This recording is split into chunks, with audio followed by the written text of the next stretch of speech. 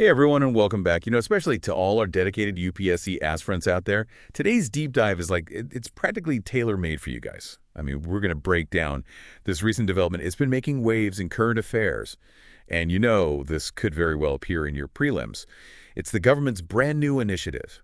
For more affordable veterinary care across India, now we're basing this deep dive on a recent article from the Indian Express. So if you want all the nitty-gritty details, definitely give that a read. You know what's fascinating here is it's not just about keeping animals healthy. I mean, this initiative, it goes way beyond that. We're talking about a potential ripple effect here. It could impact everything, from rural livelihoods to the national economy. All right, so let's get into it. The program is called Pashu Aushadhi Kendras, and they're essentially pharmacies designed specifically for livestock. So the idea is to make generic veterinary medicines readily available at prices that won't break the bank for our hardworking farmers. Exactly.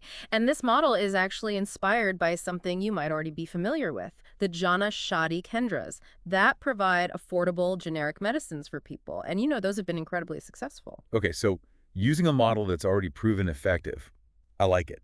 But before we dive into the specifics of how these Pashu Aushadhi Kendras will work, I think it's important to kind of grasp the sheer scale of the need. We're talking about here, India has a lot of livestock, right? Oh, that's putting it mildly. Get this. The 20th livestock census clocked India's livestock population at a massive 535.78 million. That's over 500 million animals. And when you have numbers like that, diseases can spread like wildfire. Wow. That really puts things into perspective. I can only imagine the impact. Diseases like foot and mouth disease or brucellosis could have on that scale. We're not just talking about a few sick animals. We're talking about potential devastation for farmers and the entire agricultural sector. Absolutely. These diseases, they can cause milk yields to plummet, meat production to suffer. It can be a huge financial hit for farmers who are already dealing with so many challenges. So that's where Pashu Aushadhi comes in, aiming to ease that burden by providing access to affordable treatments. But I'm curious about how this fits into the larger picture of animal health care in India. Is this a standalone program, or is it part of a bigger strategy? It's definitely part of a broader initiative. These Pashu Aushadhi Kendras, they're actually a key component of the government's newly revised Livestock Health and Disease Control Program. We'll call it LHDCP for short. Makes things a bit easier, right? And they've allocated a significant amount of funding to this program, showing a real commitment to tackling this issue. Okay, LHDCP got it. But it sounds like there's more to it than just providing affordable medicines. You're right. The LHDCP takes a multi-pronged approach. One of the core components is the National Animal Disease Control Program, or NADCP. This one focuses heavily on preventing major livestock diseases through large-scale vaccination and immunization strategies. So it's about preventing diseases in the first place, but also making sure affordable treatments are available when those preventative measures aren't enough, sort of like a two-pronged attack. Exactly. And then there's the Livestock Health and Disease Control component, or LHDC, which adds another layer to the framework. All right, so we've got the NADCP focusing on prevention and the LHDC adding another layer. What exactly does that entail? Think of it as reinforcing the foundation. The LHDC has three key subcomponents. First, there's the Critical Animal Disease Control Program, or CACP, which targets particularly severe diseases that need rapid response and control measures. Makes sense. You got to prioritize those situations where immediate action is critical. But what about the everyday healthcare needs of livestock? That's where the Pashu Aushadhi Kendras really come into play, right? Absolutely. And to make sure those Kendras are accessible, they're going to be integrated into existing infrastructure, like the Kisan Samriddhi Kendras and local cooperative societies. Smart move, if you ask me, since it leverages existing networks and potentially cuts down on implementation costs. That makes a lot of sense. Utilizing existing structures is a much more efficient way to get these resources to the farmers who need them. But what about the second and third subcomponents of LH and DC? You mentioned there were three. Yes. The second one focuses on infrastructure, aiming to establish and strengthen veterinary hospitals and dispensaries, including mobile veterinary units. Mobile units. Now that's thinking outside the box, especially in more remote areas where access to care might be limited. Being able to bring the veterinarian to the farm could be a game changer. Exactly. And finally, we have the Assistance to States for Control of Animal Diseases Program, or ASCAD. This one provides targeted financial support to individual states so they can tackle diseases that are specific to their regions. So it's a collaborative effort between the central government and the states. all working together to create a robust system of livestock healthcare. I'm curious, with all these different programs under the LHDCP umbrella, what kind of financial commitment are we talking about here? Well, the government has allocated a total of 3,880 crore for the entire LHDCP for the fiscal years 2024-25 and 2025-26. And out of that, 75 crore is specifically earmarked for Pashu Aushadhi, which includes providing those affordable generic medicines and incentivizing their sale. Okay, so we're talking about a significant investment here, which really underscores the government's commitment to supporting both animal health and farmer livelihoods. But you know what I find really intriguing about this whole initiative? It's not just about modern medicine. There's also a focus on incorporating traditional knowledge and treatments. Ah, yes. You're talking about ethnoveterinary practices, which Yeah. are a fascinating aspect of the Pashu Aushadhi program. Exactly. It's like blending the best of both worlds. Modern generic medicines, alongside time-tested traditional remedies. Yeah. As a UPSC aspirant, I'm always on the lookout for initiatives that embrace India's rich cultural heritage. And this definitely seems like a step in that direction. And it's not just about heritage, it's about practicality, too. The National Dairy Development Board, or NDDB for short, has actually compiled a wealth of information on traditional remedies that have been used effectively for generations to treat various ailments in cattle. So what are some examples of these traditional treatments? What kind of conditions can they address? I have to admit, I'm really curious about this whole aspect. It's not something you hear about every day. Well, for instance, there are traditional remedies for mastitis, which is a common infection of the udder in cows and buffaloes. And there are treatments for foot and mouth disease that specifically target those painful lesions that develop on the mouth and feet. They've even got traditional approaches for managing fever and diarrhea in livestock. That's incredible. It sounds like they've got a traditional remedy for just about everything. But what I find particularly interesting is that these remedies often rely on readily available ingredients, right? Things that farmers might already have on hand. Absolutely. Many of these ethnoveterinary formulations use simple natural ingredients that are easily accessible, especially in rural areas. We're talking about things like turmeric, neem, garlic, coriander, even jaggery, all readily available and cost-effective. So it's like combining the wisdom of traditional knowledge with the accessibility of modern distribution networks. That's a pretty powerful concept, especially when you consider the potential cost savings for farmers. But I do have to ask, are there any concerns about incorporating these traditional treatments into a modern veterinary care program? That's a great question, and it's one that deserves careful consideration. While ethnoveterinary practices have a lot to offer, it's important to ensure quality control and proper dosage. Not every traditional remedy is equally effective, and some could even have unintended consequences if not used correctly. So there's a definite need for research, validation, and clear guidelines to make sure these treatments are both safe and effective. So it's like any other form of medicine. You need proper research and standardization to ensure its efficacy and safety. Precisely. But if done right, incorporating these ethnoveterinary practices into the Pashu Aushadhi Kendras could be a valuable complement to modern veterinary medicine, especially for certain ailments where traditional remedies have a proven track record of success. It's almost like having a well-stocked toolkit with both modern and traditional tools at your disposal. But, when we talk about traditional remedies, it's easy to kind of romanticize the idea. Is there a risk of overlooking potential downsides or limitations just because it's rooted in tradition? That's a crucial point. It's important to approach this with a balanced perspective.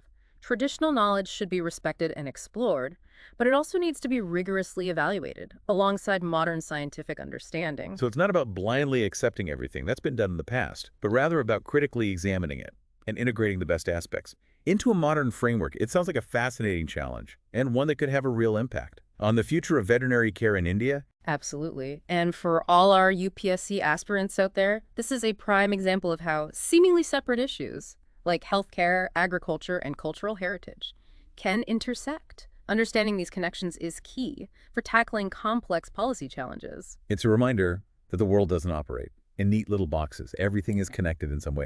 And that's exactly what makes this deep dive so interesting. We're not just talking about affordable medicines for animals. We're talking about a potential paradigm shift in how we approach animal health care in India. But we've covered a lot of ground in this first part. What do you say we take a quick break and then come back to explore the broader implications of this initiative? Sounds like a plan. We'll delve into how Pashu Aushadhi connects to everything, from farmer livelihoods to sustainable development, and even explore some potential challenges that might arise along the way. One of the things that strikes me as particularly significant about this initiative is the potential impact it could have on farmer livelihoods. We've talked about the economic losses caused by livestock diseases, but access to affordable veterinary care could really be a game changer. Yeah, it makes sense. If farmers are spending less on treatments, that frees up more resources for other things, right? It could have like a ripple effect Right. on their overall financial well-being. Exactly. It's about empowering farmers to invest in their farms, improve their productivity, and ultimately increase their incomes. And this aligns perfectly with the government's larger goal of doubling farmer incomes. Pashu Aushadhi could be a crucial piece of that puzzle. That's a great point. And, for our UPSC aspirants listening in, this is exactly the kind of connection you want to be making. Understanding how specific policies, like Pashu Aushadhi, fit into broader national goals is crucial for crafting well-rounded answers in your mains exams. Absolutely. It's all about demonstrating Yeah. that you can see the bigger picture and connect the dots between seemingly disparate issues. So beyond the economic benefits, what other potential impacts do you see this initiative having? Well, there's a strong sustainability angle here as well. One of the major challenges in livestock farming is the overuse of antibiotics and other chemical-heavy treatments. This not only leads to antibiotic resistance, which is a global health concern, but it can also have negative consequences for the environment. Oh, I see where you're going with this. By making generic medicines more affordable and accessible, could Pashu Aushadhi potentially reduce the reliance on these more harmful treatments? That's the hope. By easing the financial burden of treatment, farmers might be more inclined to opt for generic alternatives over expensive branded products that might contain higher concentrations of antibiotics or other chemicals. And if we combine that with the promotion of traditional remedies, many of which rely on natural ingredients, we could see a significant shift towards more sustainable practices in livestock farming. It's like promoting a more holistic and environmentally friendly approach to animal health care. Precisely. It's about encouraging a balanced approach, using modern medicine judiciously when necessary, but also exploring alternative, more sustainable solutions. This reminds me of something we touched on earlier, the potential for innovation. In the field of ethnoveterinary medicine, imagine if we could harness the power of modern science to study and validate those traditional remedies, maybe even develop new treatments based on that knowledge. That's a really intriguing idea. It could be a game changer, not just for India, but for the world. We're talking about potentially unlocking a whole new realm of sustainable and effective treatments for livestock. It's exciting to think about the possibilities. But with any large-scale initiative, there are bound to be challenges along the way. What are some potential roadblocks you see for Pashu Aushadhi? One of the key challenges will be ensuring quality control. At those Pashu Aushadhi Kendras, we need to make absolutely sure that the generic medicines being provided meet the highest standards of quality and efficacy. That's a really important point. If farmers lose trust in the quality of the medicines, the entire initiative could be undermined. So robust quality assurance mechanisms will be absolutely crucial. Absolutely. And then there's the issue of awareness and education. Farmers need to be informed about the benefits of using generic medicine and traditional remedies. There might be some skepticism initially, especially if they're used to relying on certain branded products. So it's not just about setting up the infrastructure. It's about changing mindsets and building trust in these new approaches to animal health care. Exactly. Effective communication and outreach will be key to the success of Pashu Aushadhi. And let's not forget the importance of ongoing research and development. We need to continue exploring both modern and traditional approaches to veterinary care, looking for new solutions and refining existing ones. And this brings us to another crucial point for our UPSC aspirants. When you're analyzing a government policy, it's not enough to just understand its goals and mechanisms. You also need to think critically about potential challenges and suggest ways to address them. Absolutely. Demonstrating that you can anticipate potential roadblocks and propose solutions is key to showcasing your analytical skills and your understanding of real-world policy implementation. So we've talked about the potential benefits of Pashu Aushadhi, from boosting farmer incomes to promoting sustainable practices, and we've also explored some of the challenges that lie ahead. But there's another aspect of this initiative that I find particularly intriguing, the inclusion of ethnoveterinary practices. It's not every day that you see a government program embracing traditional knowledge in such a concrete way. It's definitely a unique aspect of this initiative, and it raises some interesting questions about the role of traditional knowledge in modern India. Exactly. On the one hand, we have this push towards modernization and technological advancement, But at the same time, there's a growing recognition of the value and wisdom embedded in traditional practices. It's a fascinating tension, and I think Pashu Aushadhi reflects a growing understanding that we don't have to choose between tradition and modernity. We can find ways to integrate the best of both worlds. It's like acknowledging that progress doesn't always mean abandoning the past.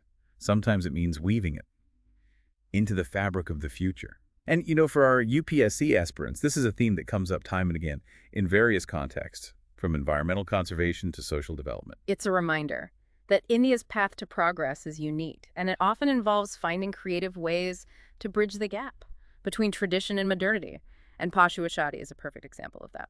I couldn't agree more. It's an initiative that has the potential to transform not just animal health care, but also the way we think about development itself. It's about recognizing that sustainable progress often involves looking both forward and backward, embracing innovation, while also honoring the wisdom of the past. It's a powerful message, and one that resonates deeply.